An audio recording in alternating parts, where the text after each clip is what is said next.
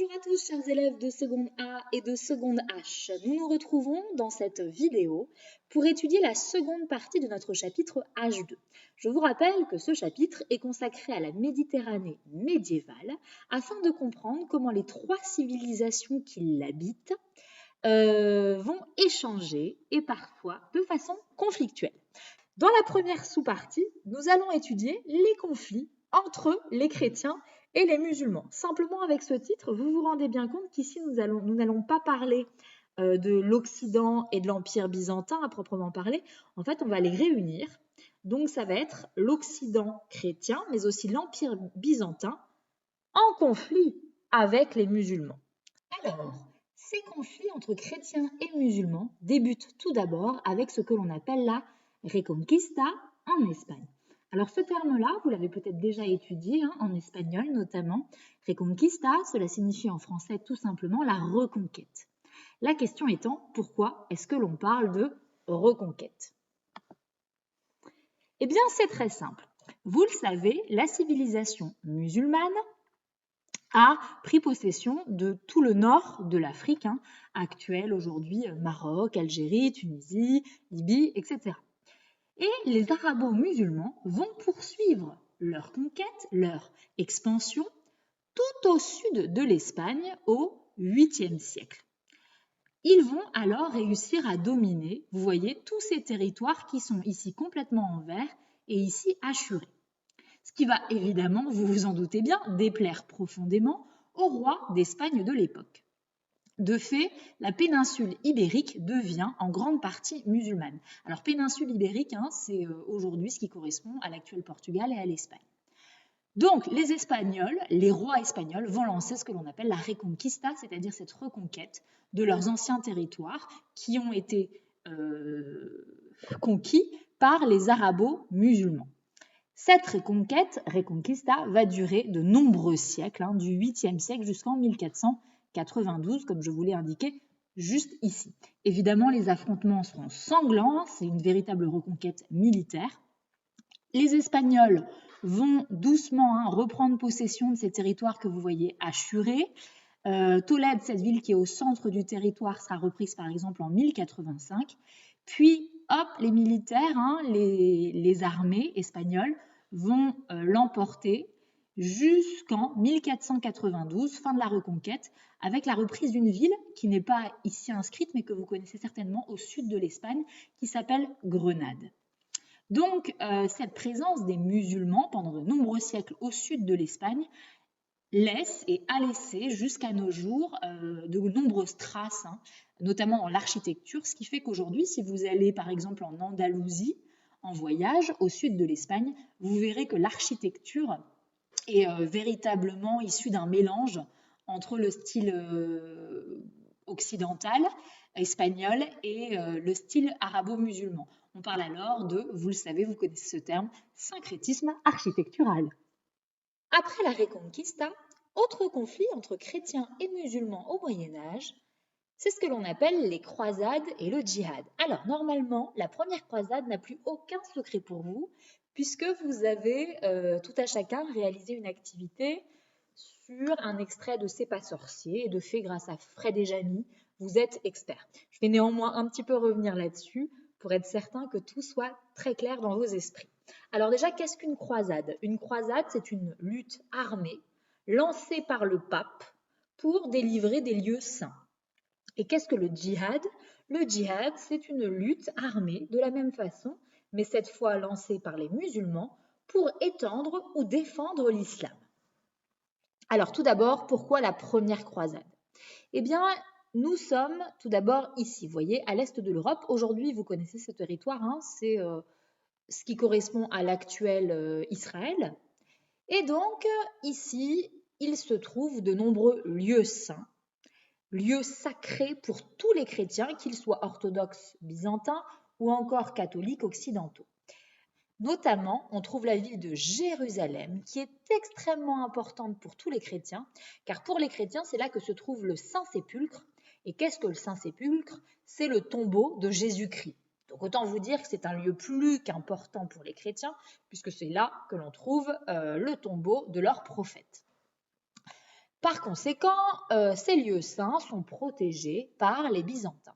Mais à la fin du XIe siècle, les Turcs seldjoukides, alors seldjoukides, hein, vous pouvez oublier ce nom-là si vous retenez simplement qu'il s'agit de Turcs musulmans, cela m'ira très bien, envahissent les lieux saints et décident de fermer les portes de Jérusalem. Ils interdisent l'accès à Jérusalem aux chrétiens pour leur pèlerinage.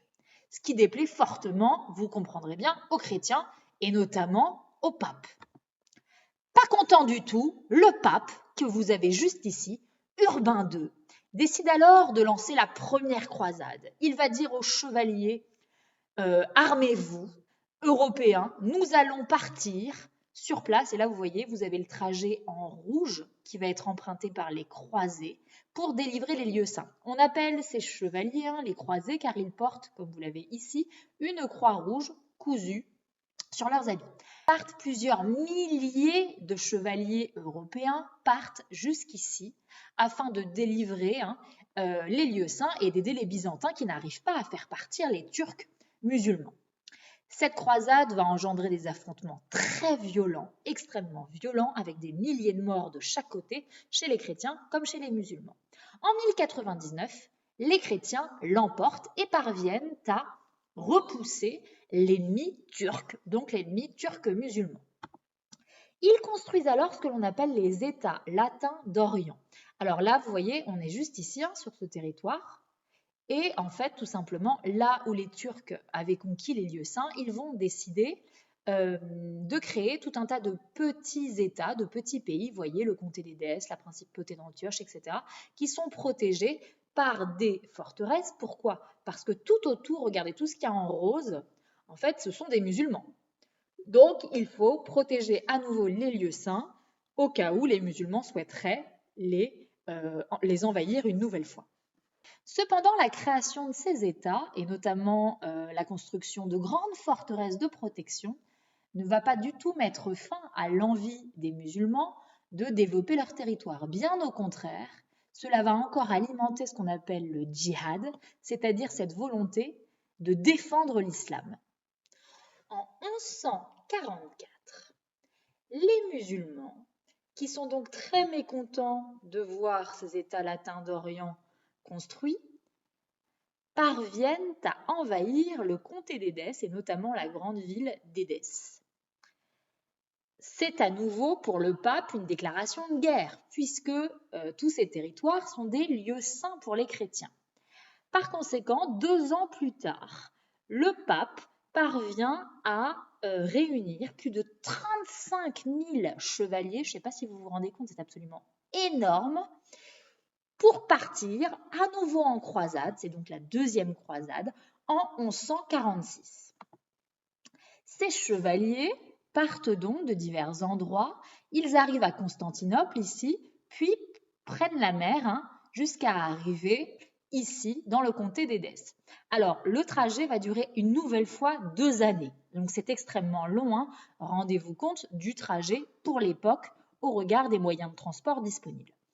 Donc, sur place, affrontement à nouveau sanglant, sauf que contrairement à la première fois, les chrétiens perdent toutes les batailles. Les musulmans l'emportent systématiquement.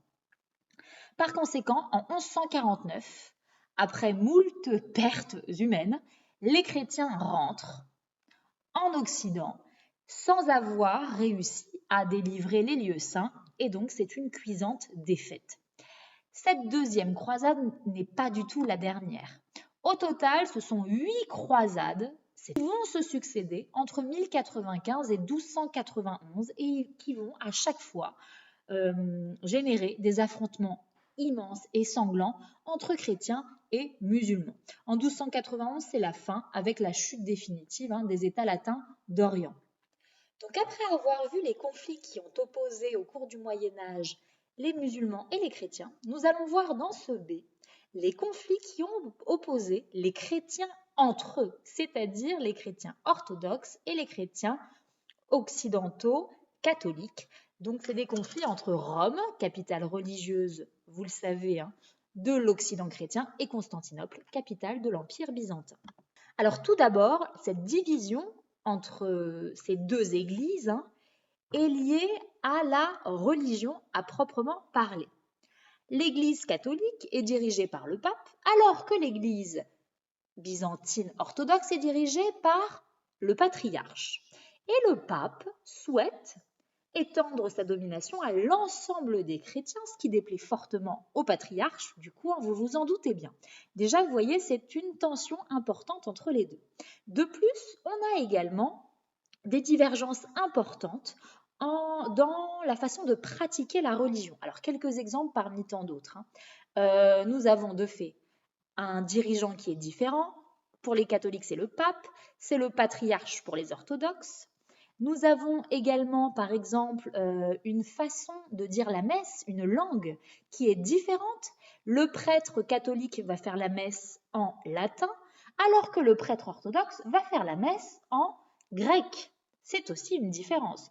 Par ailleurs, comme vous le voyez ici dans ces représentations, le prêtre catholique doit rester toute sa vie célibataire. Il est marié à Dieu, à sa pratique de la foi, alors que pour les orthodoxes, le prêtre doit construire une famille et a le droit de faire cela. Toutes ces tensions, toutes ces différences vont conduire en 1054 à ce qu'on appelle le schisme. Alors un schisme, c'est une séparation définitive et officielle entre ces deux églises, l'église d'Occident chrétien catholique donc, et l'église d'Orient, cette fois orthodoxe. Petit point juste pour spécifier, on met un E majuscule lorsque l'on parle de l'institution, qui est dirigée par exemple ici par le pape, et E minuscule à église quand il s'agit du bâtiment, l'église, le monument. La division entre les chrétiens catholiques et les chrétiens orthodoxes va également être politique et va être véritablement définitive avec des affrontements nombreux. Alors, il y a déjà eu de nombreux affrontements entre les deux, mais ces derniers culminent véritablement en 1204. Nous sommes dans le contexte de la 4e croisade, et vous le savez donc, à chaque fois les croisades, nous avons des chevaliers, les croisés, qui partent de l'Occident pour aller délivrer les lieux saints ici. Et en fait, regardez là, sur la carte, vous avez cette flèche bleu foncé qui vous montre que, alors que tous les chevaliers étaient partis, comme ceci, hop, pour aller délivrer les lieux saints par la mer, certains d'entre eux vont partir de Venise, mais vont faire une petite escale à Constantinople, capitale de l'Empire byzantin orthodoxe.